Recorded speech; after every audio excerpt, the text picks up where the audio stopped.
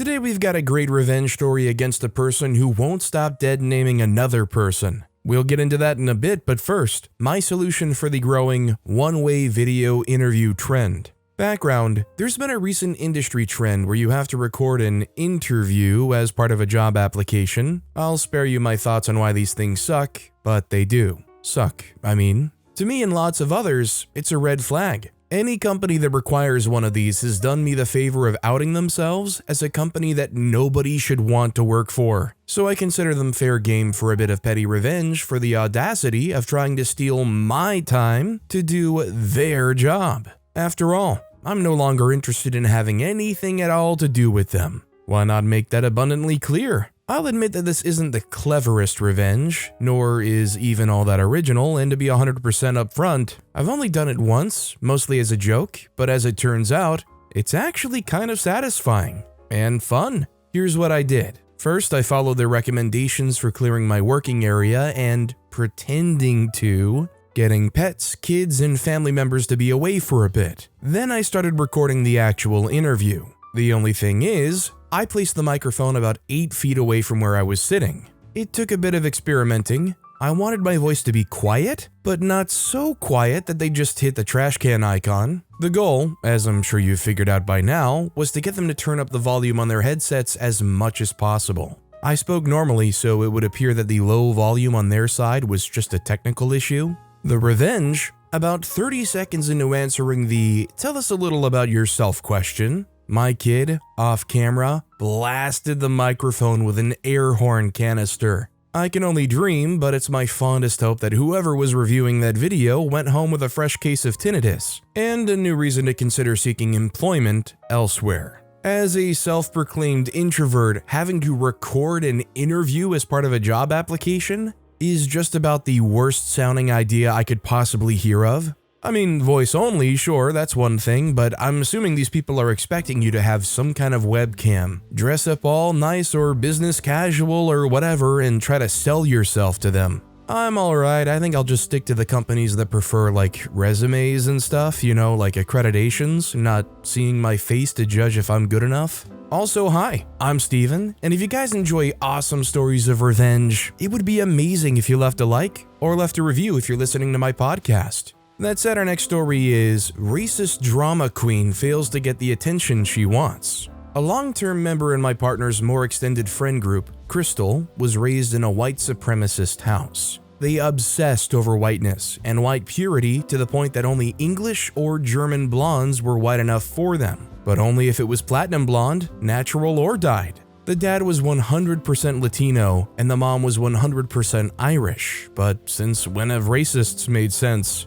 On the surface, it seemed like she broke away from it. She mentioned being traumatized and deeply ashamed of her parents' attitudes. Most of her friends were non-white or mixed race. I congratulated her on working through so much and breaking out of very toxic beliefs. Despite trying to befriend her, Crystal was always hostile towards me, but it was subtle so nobody noticed. She'd often neg me. She'd make pointed remarks about how not everyone could pull off her hair color, how awesome it was to have recessive genes, etc. She'd find small reasons to be upset with me, refused to tell me what they were but would tell my partner. She flirted with my partner in front of me, which he was oblivious to, despite being fiercely loyal to her own boyfriend. She's 30 going on 13. She tried to turn the friend group against me when I got sick at her house one night and had to leave early. I noticed all the friends Crystal specifically surrounded herself with were either noticeably less attractive than her, or were deeply insecure too, and would worship her as a result.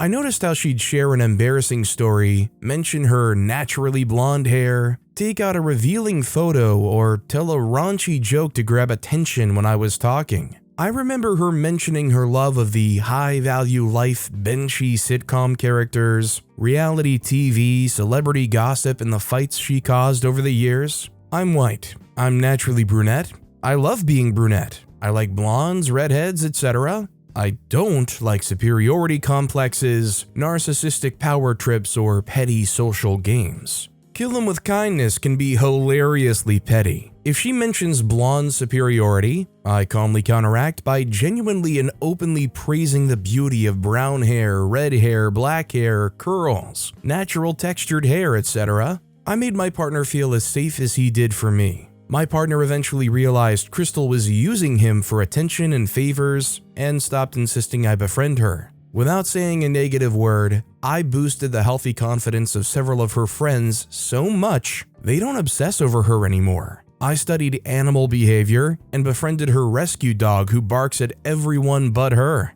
The pettiest thing I do is nothing. She's the type who's looking for a fight, and it's driving her nuts that I don't give her one. I just love the idea that OP's superpower in this friend group is going around affirming everybody that it's good and okay to be who you are, and just being such a good affirming friend that they unhook themselves from this person who's just trying to narcissistically leech attention from them. Our next story is Petty Revenge. I made my coworkers' favorite snacks disappear for over a year. Let me start by saying I love my job. The location, the benefits, what I do, and most of my coworkers. We're a medium-sized tech company, and our office is within walking distance from my home, and we're in my home city. I know my home city has plenty of problems, but I still love it to death, as it is full of such wonderful memories for me, and I vastly prefer it over the other places I've lived around the country. During lunches, we all eat together in our office. I'm a person who's always struggled socially due to difficulties communicating, but I try to make an effort with small talk since people tend to like me more if they've gotten accustomed to my antics. Yeah, I know, not ideal. Two of my coworkers, though, seem to be in it to rain on my parade for everything I say. They constantly poo-poo on the city, saying it's overrun with crime. It's not. The food is bad, the attractions suck, especially if I ever mention something I like about it. No other thing I enjoy is safe from such conversation. The books I like, the food I enjoy, the movies I watch, the cartoons and anime I binge, they always find a reason to crap all over it, even if they brought up the topic and asked me what I liked. In their eyes, the books are bad, the food makes me snobby, the movies are garbage, the cartoons and anime are immature, even when some of them are insanely popular things. One of them will also walk up whenever I'm telling a story and just loudly interrupt to ask a question to whomever I'm talking to. I'm definitely not good when it comes to interruption, and I'm working on improving my control, but this is just to an extent that I find rude. If I did that to someone, I'd hope they call me out on it, but I'm too cowardly to do so since I'm all too aware of how many social faux pas I commit on a daily basis. The other one has been expressed from some political-ish views that I find gross. They thought if that someone was stealing food from a convenience store, they should be sent to jail for years. And if someone breaks into a car, it should be okay for the police to shoot at them. I know crime, incarceration, and police brutality are controversial issues, but geez. In case anyone is wondering about cultural context, this is in America, and we are all non-white men under 35, two of us with immigrant parents, and the third, the one with the political views, has a work visa. So none of this is anything I can really do much about to make it stop. At least not without causing myself to lose a lot more in the process. So I've started resorting to subtle sabotage and mind freakery to get some payback at these coworkers to make myself feel better. Our office is across the street from a grocery store where we buy snacks 2 times a week. Whenever we do so, 3 to 5 of us go and get snacks for the whole office. I've noticed that these 2 coworkers enjoyed some snacks that no one else seemed to care about. A specific kind of jerky and a fancy cheese spread. About a year ago, whenever I was on one of these grocery runs, I'd wait until they grabbed their preferred snacks and put them in the cart. Then, when no one was looking, I'd throw them back onto the shelves. I know that these 2 coworkers often mentally go to another dimension when I start talking, so I'll start droning about some BS topic that I don't care about so they'll tune me out. Then poof, the jerky and cheese are gone. If I'm not doing the grocery run, I'll wait until they get back and the rest of us are helping put the snacks in the office fridge and cabinets. Then I'll find ways to make the snacks disappear. Sometimes I'll just tuck them away and eat them before anyone else gets the chance. Sometimes I'll give them to the office on the floor below as a gift. Sometimes, if I'm working late until the office cleaning people arrive, I'll give it to them while striking up a conversation. Literally anything to ensure that those 2 coworkers don't get their snacks. They've definitely noticed the absence, but I'm subtle enough that they haven't figured out it's me. To leave some false breadcrumbs away for myself, I've made it so that sometimes when I'm one of the people shopping for groceries but they're not, their snacks arrive safely. Neither one thinks the person is doing it. At first, they just keep rationalizing it different ways each time. But over time, they started losing their minds a little over it and keep getting bummed that they can't enjoy their snacks. This has been going on for just over a year, with their specific snacks disappearing about 75% of the time. I know I'm a crap person for this, but it's my perfect little revenge for these coworkers who also inconvenience me in such a harmless yet hurtful way. Sounds like a fun game, especially if it helps you cope and put up with their behaviors towards OP, but I also kind of feel like, sadly, it's just a matter of time before OP slips up somehow, and if OP does slip up and they find out it's been OP this whole time, what is going to rain down on them? I mean, can they get reported to whatever higher-ups and get in trouble? Socially, can they make it even worse than they already have? I don't know. Our next story is Karen got her due at the grocery store. My 40-year-old male, almost 4-year-old daughter loves grocery shopping with me, especially if we get one of those race car grocery carts. If it's a slow time at the store, I take her to the deli, where there's a wide open space in the corner, and spin a circle with the cart. She loves it. It usually gathers smiles in the rare case someone is nearby. Just a dad having fun with his daughter, right? Just yesterday, after doing a single spin, we went on our way when an older lady, I'd say early 70s, came toward us shaking her head and glaring at us. I gave her a perplexed look in response to her scowl, and she muttered something about having absolutely no respect for public spaces. I responded, "Sorry ma'am, I was just having fun with my child. Sorry to have offended you. Have a nice day." I thought that was that and was happy to move on, but she continued, "Shame on you for teaching your child such poor manners. I taught my children how to behave in public." I said, "Clearly that's a lesson you didn't bother to learn yourself. I wonder how well they turned out." She mutters something about them being perfect. My almost 4-year-old is extremely perceptive and sensitive and asked if she had done something wrong. I then explained as loud as I could, "Absolutely not, honey. That's just a very grumpy old bully." She angrily responded, "I am not grumpy, I just want to be left alone." Me with my stern face said, "No? Well, you certainly are a bully then, and if you want to be left alone, I strongly suggest you start minding your own freaking business. You taught your children to behave in stores? I'm teaching mine to stand up to bullies like you. Thank you for this perfect teaching moment." She finally caught the hint to shut her trap and moved along, still muttering and shaking her head. Petty revenge commences. Twice more we encounter her in the other aisles, and I made sure to overdo the race car theme, but would actually stop when we got near her, saying loudly to my daughter, "Careful now, honey, we don't want to anger the fun police." And my daughter played along perfectly. As fate would have it, we were approaching the checkout at nearly the same time. We got there first, but I magnanimously allowed her in front of us to be first in line at the solitary man checkout, knowing she would complain, and she did not disappoint. She immediately started to explain to the till person that she was harassed by me and my daughter this whole time, and how we were disrupting the whole store. The till lady cautiously looked over at me,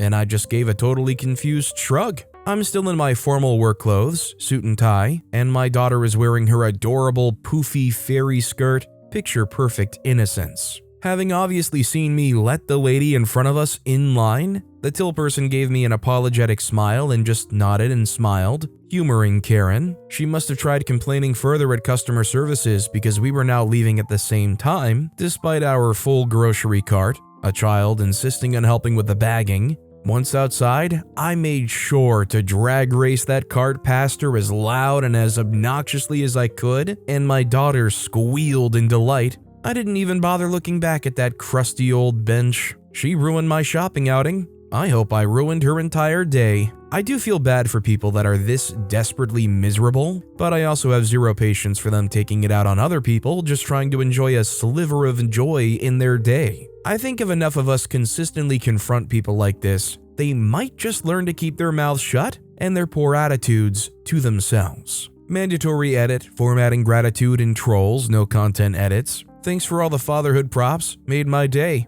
And thanks for all the new grocery store shenanigan tips. Can't wait to bring joy to hundreds of people while upsetting one. My mind is blown about the people defending this lady, labeling me the bully, and shaming my parenthood. They're just trolls, right? Please say they're trolls. Shame to say it worked though. I responded to them. I failed. I just don't see how you as a normal average person could look over, see an empty, spacious corner of the store, and see a dad in a suit with their daughter in the poofy fairy skirt and the race car cart just having a blast doing a quick circle around and think, you know, this is bothering me over here. There's something inherently wrong with this joy that's going on. My hat's off to OP though, because this is definitely gonna be a memory that kid grows up with and hopefully holds on to dearly for a long time. Our next story is scurrying to sit next to the boss? Well, now that might not be possible. We have a managers meeting twice a month.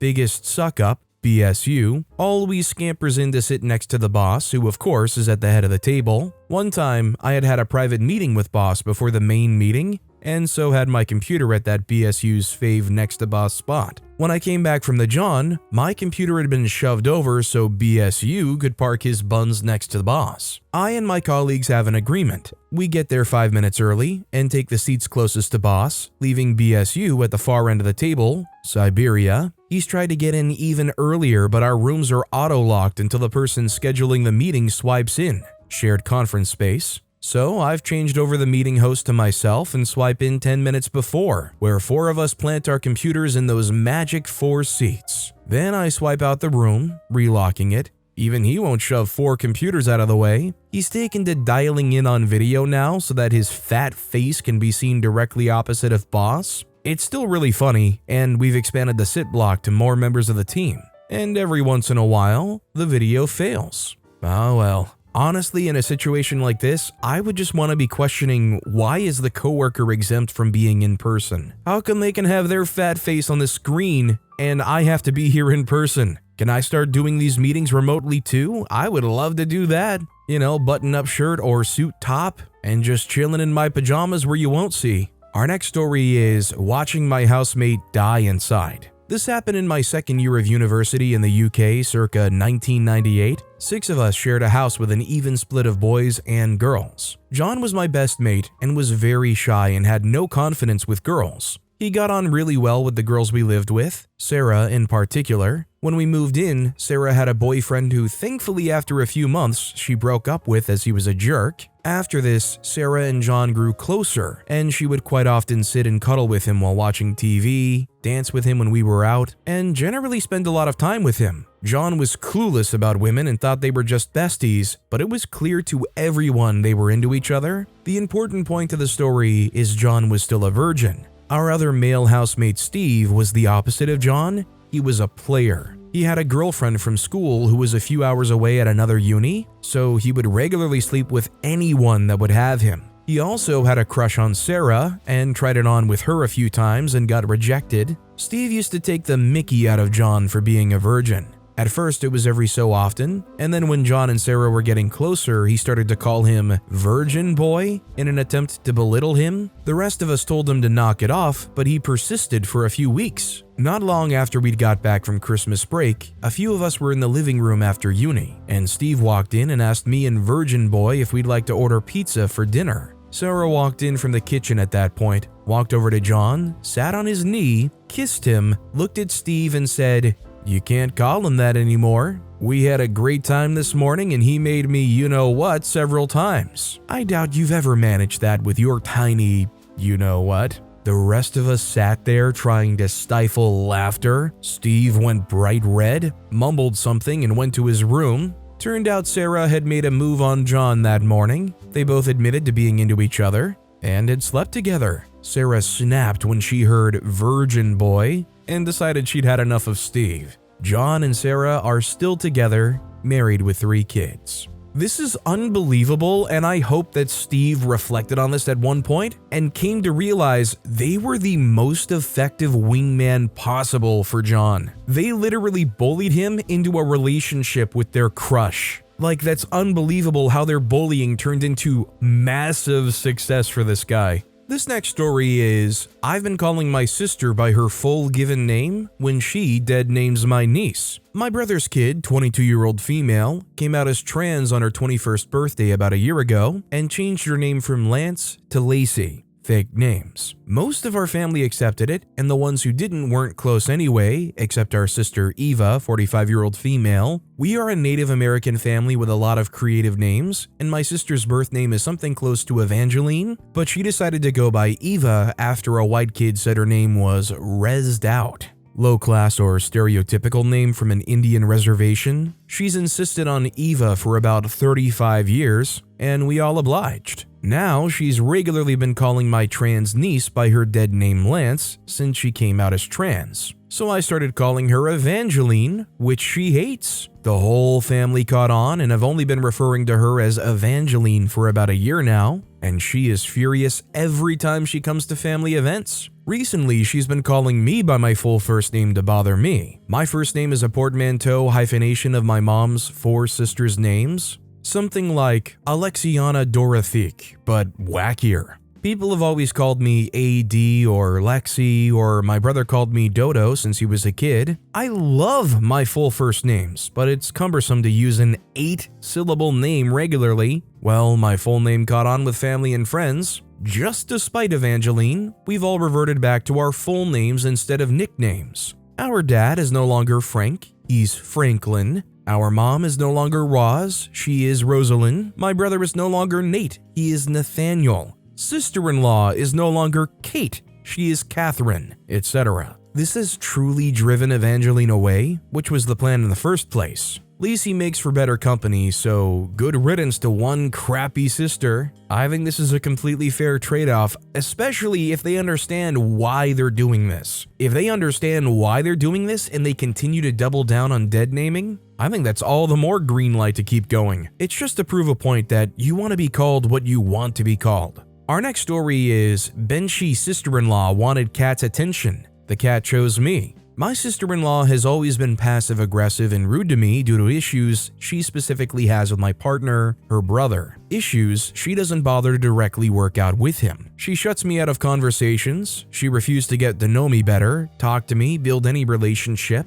say hi, or reply to my texts. She treats me like I'm unwelcome whenever I see her. She's one of those, I like cats more than I like people, and I will always remind you of that types. At a friend's party, she begged and pleaded for their cat's attention all night. I shifted the way I sat so the cat could sit on my lap. The cat chose me. She was salty. The thing I find that's unfortunate about cats is the more you want their attention, it seems like the less they would ever want to give it to you unless they're specifically that kind of cuddly attentive cat, which I feel is rare and you should feel lucky if you have that kind of cat. I've just seen and heard how most cats, they find themselves drawn to the people that don't show much attention. And ironically, that's why a lot of people who say, "Oh, I hate cats, I'm not a cat person," are the ones the cats are drawn to the most because they just act so chill and non-interested. Our next story is a PE teacher got the smallest half tea cake for several years and didn't know why. When I was in high school back in the 80s, my mother did volunteer work in the high school canteen, along with a few others that had their children at the school too. This canteen served both the students, staff, and teachers. Like most canteens of the time and area, we had meat pies, sausage rolls, and a particular favorite of a buttered bun with a sausage roll in it and tomato sauce. As we used to say, buttered bun, sausage roll, and sauce thanks. A variety of sandwiches, cakes, drinks, etc. One of these tasty cakes was a buttered half tea cake. This was very popular. For those that don't know what a tea cake is, think of a slight sweet white bread with sultanas in it and pink icing on top. These things were usually a little larger than 30 centimeters, 12 inches long, approximately 16 to 18, 6.5 to 7 inches wide, and about 5 to 7 centimeters, 2 to 2 3/4 inches high. The canteen would cut them in half and then slice them down the center and butter them. Very yummy, but not so good for you. This was the 80s. Bite me. One day there was a cross-country run for PE. Physical exercise, as it was called back then, and everyone had to do this run of about 5 kilometers, just over 3 miles. This particular day was about 30 degrees to 35 degrees Celsius, 86 to 95 Fahrenheit. Might have even have been hotter, I can't remember, but it was hot. The cross-country run was in the morning and lunchtime wasn't long afterwards, so if you finished the run early, you could go to lunch. My mom was in the canteen and noticed all these students coming up to the serving window with flushed red cheeks. profusely sweating and looking like some were suffering from heat stroke. After seeing so many, she asked why they were all so hot and sweaty, and of course they all said, "the cross country." My mom used to work at a very reputable children's hospital in England before they came to Australia, so basically she knew her stuff. Having a huge stature of massive 4 feet and 5.5 inches, 136 centimeters, she walked down to the boys' quadrangle where the PE teachers' rooms were and proceeded to, in front of all the boys,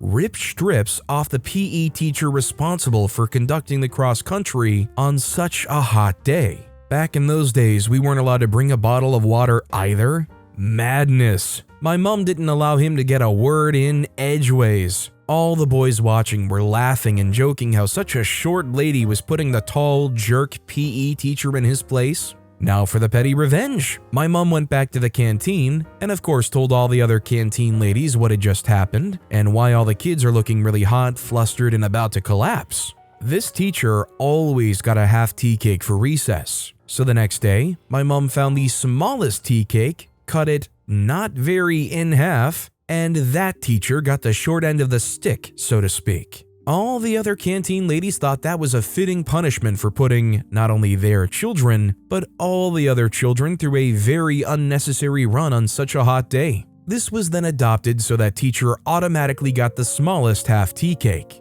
This continued for a few years, till the teacher finally spat the dummy at always having the smallest tea cake. Now, several years later, I was recounting this story to a friend and his friends. I got to the end of the story, and one of my friends asked if that was at so-and-so high school, the school I went to. I said, "Sure was." A slight pause, and then they said, "My dad was that PE teacher." I froze and thought, "Oh crap, I've stuffed up here." They then smiled and said, "It's okay, he's a see you next Tuesday. No one likes him." She mentioned her dad had complained about always getting a small half tea cake. Now she knew why, but wasn't going to tell her dad. I wonder if she ever did. Petty revenge complete. Unfortunately, my mom passed away quite a few years ago and won't ever know that her petty revenge has been spread to the world for others to enjoy. Thanks, Mom, for the greatest of times. Well, at least hope you didn't end up feeling like they overshared in that situation. In fact, their reaction, confirming that that PE teacher was a jerk as the kid of the PE teacher, kind of just makes the story all the better. Our next story is Karen neighbor complained, now everyone has to suffer.